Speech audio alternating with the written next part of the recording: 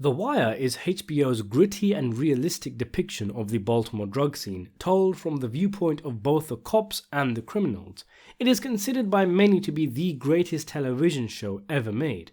Each season of The Wire deals with a core group of characters, but every subsequent season after the first adds a new set to the collection, taking a look at different institutions that inhibit the law and contribute to the cynical cycle of violence and drugs. The facet observed in Season 1 is the illegal drug trade itself. The second season looks at the seaport system, the third tackles the city government and bureaucracy, and the fourth deals with the schooling system. Season 5 of The Wire tackles the print news media and how its dysfunctional reporting undermines the reality of day-to-day Baltimore life and those stuck in the street violence. Now, it's probably been a year since I finished watching The Wire. In that time, I've rewatched episodes and scenes, I've had it on in the background while working on new videos to pick up on details, and recently I rewatched Season 5. When you look at The Wire audience, critics and fans alike, it appears there is a consensus that Season 5 is the weak point of The Wire, the one blemish on an otherwise perfect show. Almost everywhere you go where people are talking about The Wire, people are disappointed with Season 5, and today I wanted to talk a little about it, to offer a defense for it. I've done a few of these Why You're Wrong videos, and they've always been about a character, not an entire season of a show. But let me know your thoughts in the comments below on Season 5, and whether this video made any legitimate arguments to sway you in its favour. It's funny really, the first time you watch The Wire, almost collectively everyone hates Season 2. And that's because we didn't know what was planned. We didn't know how Season 2 would end up so expansive and tie so many facets together. Even actors from The Wire like Michael K. Williams were bemused by the changes and felt the show's focus was being taken away from the principal characters. But when it was all said and done, Season 2 proves to be arguably the most important. And we're at a stage where people are constantly saying Season 2 is underrated, Season 2 is underrated, Season 2 is underrated. That we're now at a stage where Season 2 is overrated, because practically everyone rates it now and recognizes its brilliance. The true ogre of The Wire is Season 5, universally considered the worst. So why is it considered so bad? Well, first and foremost, there's the serial killer storyline. As we know, Officer McNulty becomes fed up with the bosses and the cutting of funds.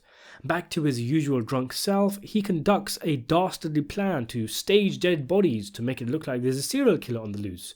The plan is, and this is what ends up happening, that the powers that be will throw money at the serial killer case, and McNulty will be able to use that cash to take down Marlowe, who incredibly has been lucky enough to escape punishment for the row house murders of Season 4 due to the police department's crippling budget.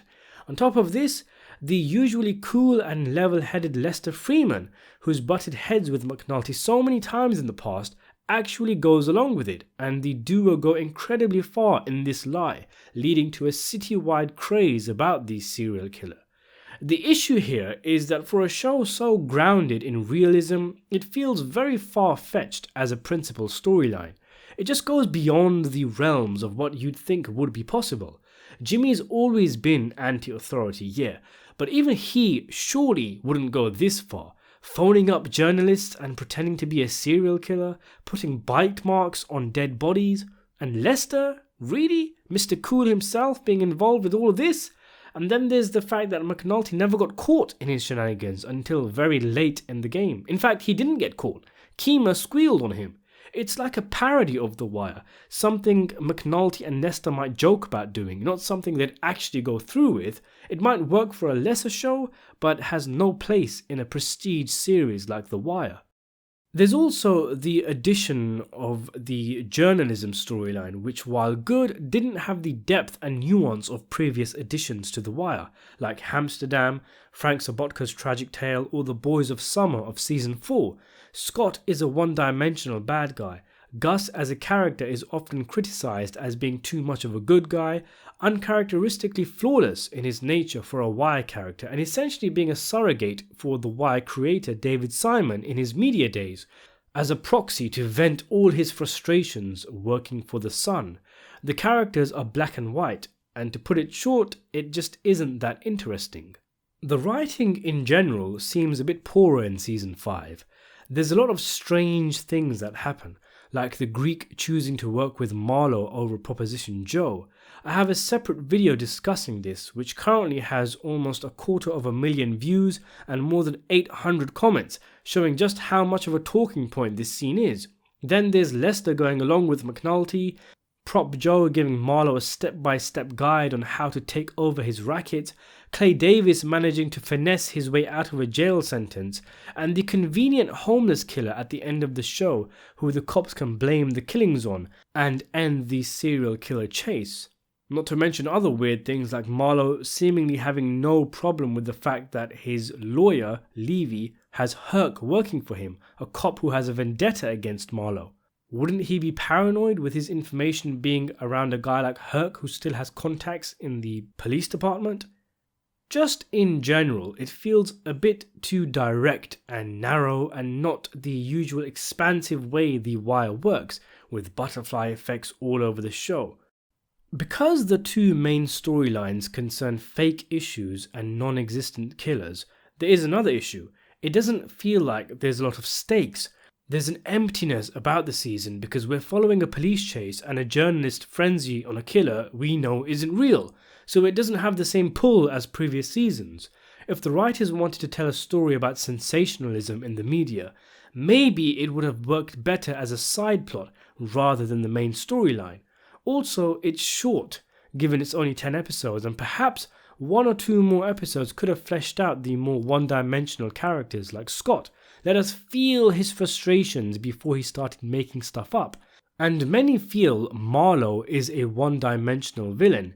He works as a force of nature against Avon, but now that he's reached the top, there isn't really a lot to him. Maybe that's why, as I noticed in my rewatch of season 5, he isn't actually in much of the season, apart from the beginning and the end.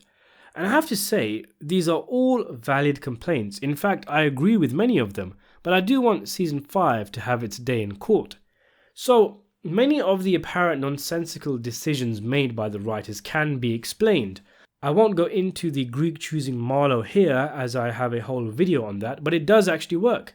And if you follow Lester's arc over the course of the show, being relegated to the pawn shop unit for over a decade, having his detail eaten from the inside by the unit killer, doing the right thing and going to Daniels with Marlowe's phone number and getting turned down, is it really that much of a stretch to think that he would just go fuck it and go along with McNulty's plan, given McNulty has already got the ball rolling and Lester mainly kept out of the juking? He pretty much stuck with the Marlowe detail.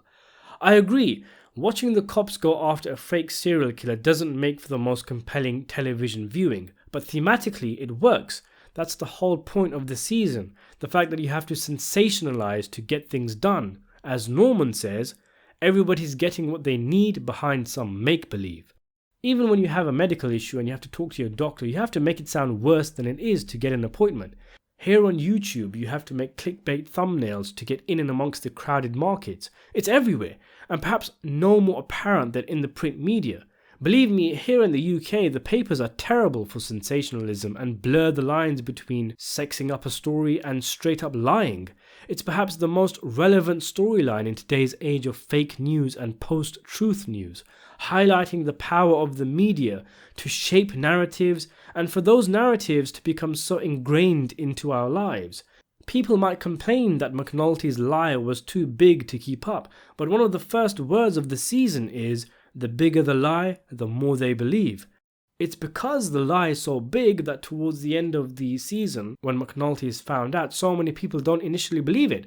And we've seen things like this in the real world. Countries have gone to war based on lies, as touched upon in season 3. And things like McNulty shenanigans have happened in real life. According to David Simon himself, McNulty's antics are more realistic than Amsterdam. So it's one of those where if you can't get past the serial killer stuff, the season will probably fall flat. But if you can get past that, there's so much greatness in this season. The paper storyline really puts things into perspective of how much of what happens in Baltimore is allowed to be told to the world.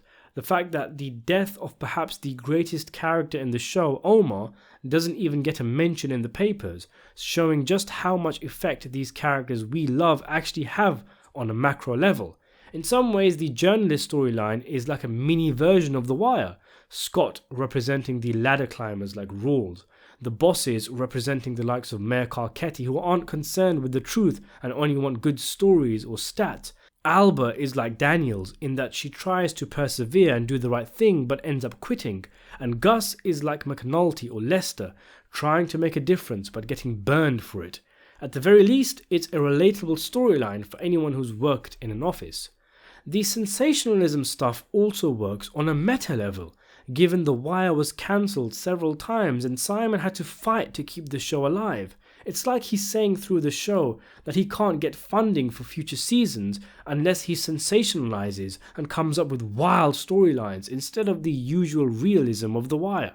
Is Gus really that bad as a character? I liked him. Sure, he didn't have many bad points, aside from the profanity which Thomas should speak to him about.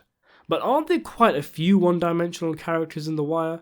Even Lester always seems to be an ocean of wisdom who is also an incredible detective who never seems to be wrong. The reason why it probably works with Lester is because he's part of an ensemble. Maybe Gus being essentially the main character, the anchor in the Baltimore Sun storyline, makes the issue that he's a bit one note more apparent. You might not think the main storyline is good, but the side storylines are as strong as ever. Dookie's search for belonging, Michael spiraling down a path of evil. There's a lot of focus on Clay Davis, one of the best supporting characters, and his trial. And again, we've seen more extreme examples of people getting off prison sentences than Clay Davis's trial. Omar going on rampage against Marlowe's crew, Cheese getting his just desserts courtesy of Slim Charles, the entire redemption arc of Bubbles, the image of Marlowe standing on the street corner in a suit is ingrained in Wire fans' minds. The final montage is incredible. There's so many good scenes in this season. Not to mention it's really funny. It's probably the funniest season of the show. Clay Davis is always a riot. His shits were longer than ever here. You have the FBI profile on McNulty, Rawls asking McNulty if he's killing the homeless people himself. So many great lines and funny moments. And the cameos too. Who didn't think it was so cool when Marlowe was in the prison waiting to talk to Boris and out popped Avon? Who would have thought we'd see him again? His cameo was badass. Then there's the heartbreaking scene with Randy, the quick shot of Weebay in the final montage, the scene with Namond making a speech showing he ended up with success, the scene with Nick Sabotka at the ports, and the return of the Greek. So many great little cameos. It really adds to the feeling that The Wire takes place in a living, breathing world where people come and go in our lives and perspectives. And one of the most jaw-dropping aspects of Season 5 is watching the cycle of Baltimore's dysfunctionality, watching characters turn into each other. Michael's inside knowledge of the drug crews, allowing him to replace Omar, the once idealist Carcetti, selling out and being no different than Royce, Sydnor becoming a wiser McNulty, and others which are less obvious but where it's fun to speculate. I've never seen a show where they essentially give you prequel storylines, showing you how characters ended up where they are by telling the origin story through another character, not to mention telling us where characters will end up through established characters like Dookie, now a dope fiend, who will hopefully become Bubbles one day and turn his life around. Then there's the fact that it genuinely shed a light on the plight of homeless people and the way they live, how they are a neglected aspect of society we would prefer to forget exist in the real world, as well as there being a notable lack of representation in film and television. And finally, sure, Season 5 might be a downgrade, but that's because what came before is a towering achievement of the small screen. Season 5, even by admission of many who are disappointed by it, is still brilliant TV, light years ahead of many shows. I would pick it over some of the standout seasons of big shows that are out today. It is still a brilliant season, and The Wire at its worst is still better than most shows out there. So all in all, I have to say, I've got nothing but love in my heart for Season 5. Nothing but love in my heart. So what did you think of this season? Were you disappointed in it? Did you think the serial killer storyline was over the top? Did this video make any changes to your thoughts on Season 5? Let me know in the comments below, and thanks for watching.